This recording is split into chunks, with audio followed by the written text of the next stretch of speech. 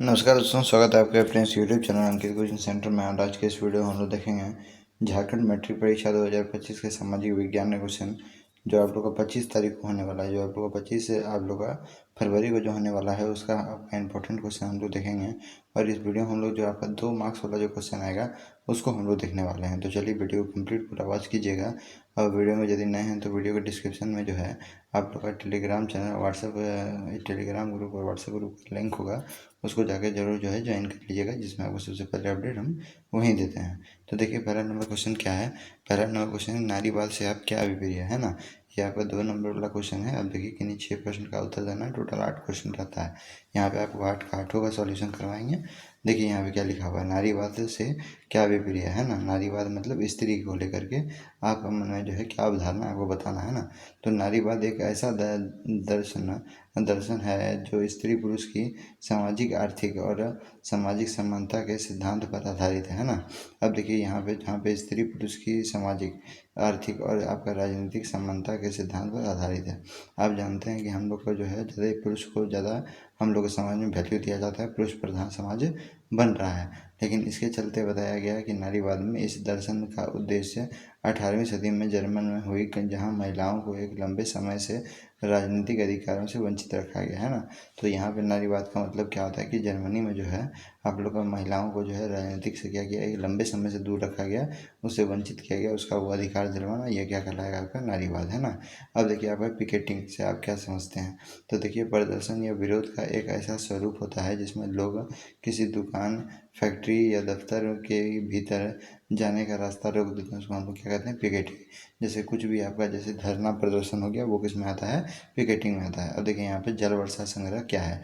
तो जल वर्षा संग्रह आपको जब क्वेश्चन से ही पता चलता होगा कि पानी जो है, जल जो आपका पड़ता है उसको जो है संग्रह मतलब एक जगह जमा करके रखना, उसको हम लोग क्या बोलेंगे, जल संग्रह। अब देखिए यहाँ पे आप जो है क्या कीजिए, आप क्वेश्चन को रटिए नहीं, आप क्वेश्चन का मेन मोटा मोटी सार पकड़ने की कोशिश कीजिए ये बोल क्या रहा है।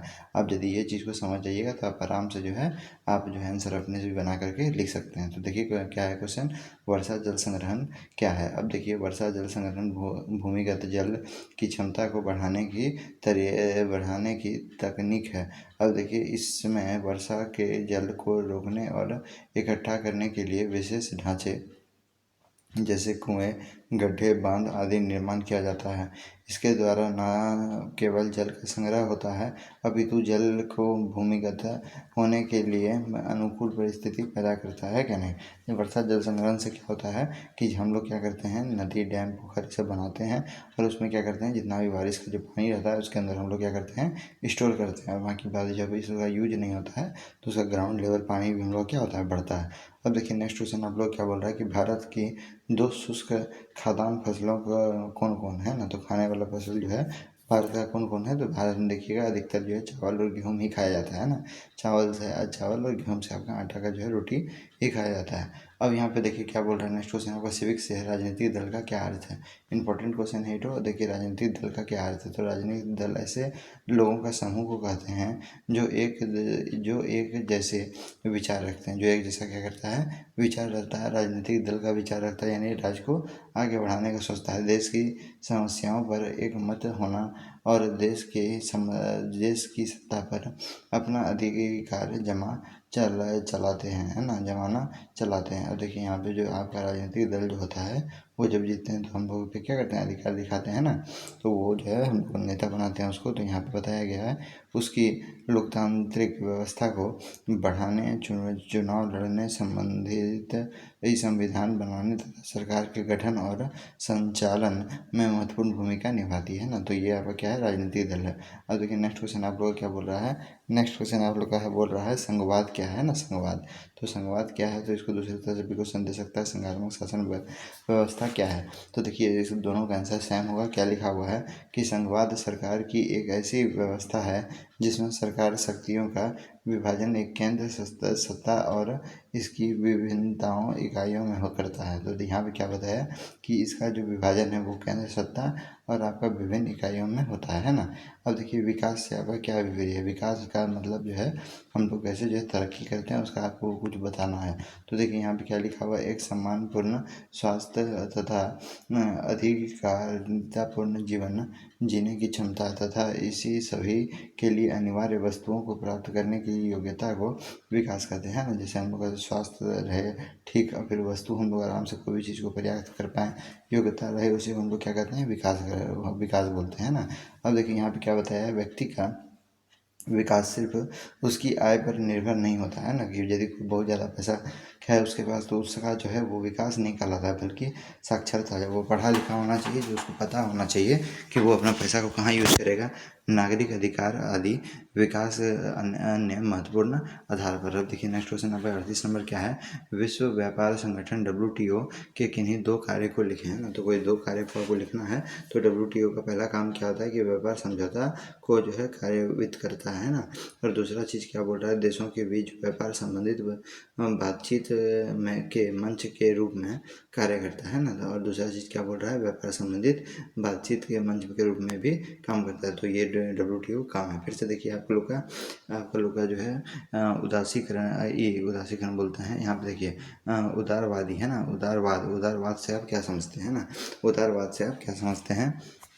तो देखिए उदारवाद क्या होता है, उदारवाद शब्द जो है लातिन भाषा लिबर शब्द से निकला है, जिसका अर्थ होता है आज़ाद। जिसका अर्थ क्या होता है, आज़ाद होता है। इस प्रकार उदारवादी का अर्थ हुआ व्यक्ति के लिए आज़ादी, कानून की समक्ष सबकी बराबरी है ना। तो पहला चीज़ क्या बोला आपका, उदारवाद में सबसे पहले क्या आता है, व्यक्ति की आज़ादी है ना। मैंने जब चीज़ देखिए कानून के समक्ष सबकी बराबरी है ना, कानून के सामने सबको बराबर रखा जाए, निरंकुश सरकार होना चाहिए, और आपका जो है पादरी और आपका जो है पादरी वर्ग के विशेषकारों की सम्मति तथा संबंध तथा संसदीय प्रतिनिधि सरकार की स्थापना है ना। इस तरह हम लोग का क्या होना चाहिए, उदारवादी सरकार को हम लोग समझे। अब यहाँ पे देखिए नेक्स्ट क्वेश्चन आपका क्या बोल रहा है, नेक्स्ट क्वेश्चन आपको बोल रहा है बहिष्कार के विषय का क्या तात्पर्य है ना। बहिष्कार के विषय का क्या तात्पर्य है, मतलब कोई भी चीज़ जो है बहिष्कार कर दिया जाता है, नहीं खरीदा जाता है, उसके बारे में आपको बताना। देखिए बहिष्कार विद्रोह का एक गांधीवादी रूप है ना। तो विकास आपका जो है विकासकार विरोध का एक जो है गांधीवादी रूप है। अब देखिए यहाँ पे विकासकार का अर्थ है कि किसी के साथ संपर्क रखना और जुड़ाव से इनकार करना है ना। यानी जो है आप लोग का बहिष्कार क्या होता है, किसी से नहीं मिलना है, किसी से कोई संपर्क नहीं करना है। फिर उसके बाद आपको बताया गतिविधियों में हिस्सेदारियों को स्वयं से अलग रखना है ना, हिस्सेदारी से अपना अलग रखना, और उसकी चीज़ों को खरीदने तथा इस्तेमाल करने से इनकार कर देना है ना। तो उसको हम लोग क्या बोलेंगे, बहिष्कार करेंगे ना। बहिष्कार पर विचार का तात्पर्य का ये आंसर हो गया। नेक्स्ट क्वेश्चन देखिए आप लोग क्या बोल रहा है कि बांध निर्माण एवं बहुउद्देशीय परियोजना में क्या अंतर है। तो आपको अंतर बताना है। तो यहाँ पे आपको बांध निर्माण एवं बहुउद्देशीय परियोजना में मुख्य अंतर है। सबसे पहले बताया विद्युत उत्पादन, घरेलू और आपका औद्योगिक उपकरण, जल अनुपर्तित बाढ़ नियंत्रण, अतिरिक्त शौचालय और मछली पालन, ये सब आपका किस में आ गया, ये सब आपका जो है बहुउद्देशीय परियोजना के अंतर्गत है ना। यहाँ पे देखिए बांध आपका क्वेश्चन क्या बोल रहा था, समझिए क्वेश्चन को आप समझिएगा। बांध निर्माण एवं बहुउद्देशीय परियोजना में उद्देश्य होता है। तो ये आपका क्या हो गया, बांध एवं बहुउद्देशीय परियोजना के मुख्य उद्देश्य आपका हो गया विद्युत से, जैसे आपका बांध रहेगा उससे आपको क्या बनेगा, बिजली बनेगा। फिर उसके बाद घरेलू आपका जो है औद्योगिक उपयोग, फिर उसके बाद जल पूर्ति, ये सब आपका जो है काम हो जाएगा है ना। आपको बता दिए इसका आंसर। नेक्स्ट क्वेश्चन चलिए क्या लिखा हुआ 34 नंबर, भारतीय कृषि के किन्हीं दो विशेषताओं को लिखें। तो पहला विशेषता आपका क्या है, निम्न लिख दीजिएगा। भारतीय कृषि के दो विशेषताएं निम्न है। पहला क्या लिखिएगा, उत्पादन में खाद्य पदार्थों की अधिकता रहती है ना। भारत में भी जनसंख्या बहुत हो गया है, इसलिए इसमें भी खाद दिया जाता है। पेड़ पौधा में और खेतों में पशु मुख्य पशु मुख्य भूमिका निभाते हैं ना, पशु क्या करते हैं, मुख्य भूमिका निभाते हैं। तो ये 34 नंबर का आंसर था।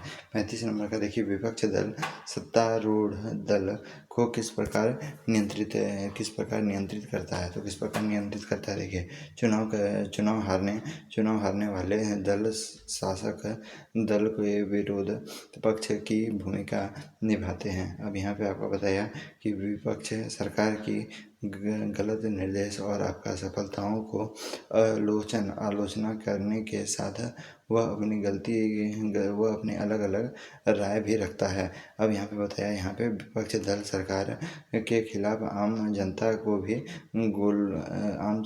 भी गोलबंद करना चाहिए, है ना, करता है। तो यहाँ पे ये आपका 35 नंबर का आंसर हो गया। 36 नंबर क्वेश्चन देखिए क्या बोल रहा है। 36 नंबर क्वेश्चन है 36 नंबर आपका क्वेश्चन है कि राज सूची से क्या तात्पर्य है ना। राज सूची क्या तात्पर्य है, आपका 3 तरह का सूची होता है।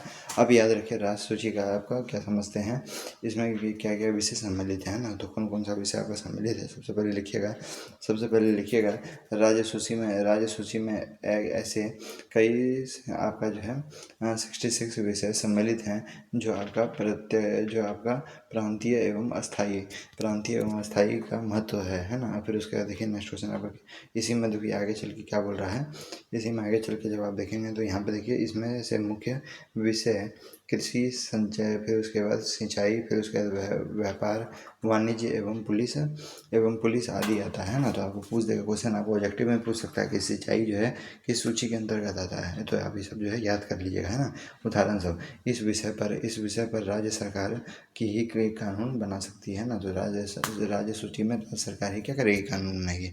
नेक्स्ट क्वेश्चन देखिए क्या लिखा हुआ, मानव विकास का क्या उद्देश्य है। तो मानव विकास का यह उद्देश्य है कि जीवन की ऐसी परिस्थितियाँ उत्पन्न करे जो लोगों को अपने प्रतिभा के अनुसार आर्थिक एवं सृजनात्मक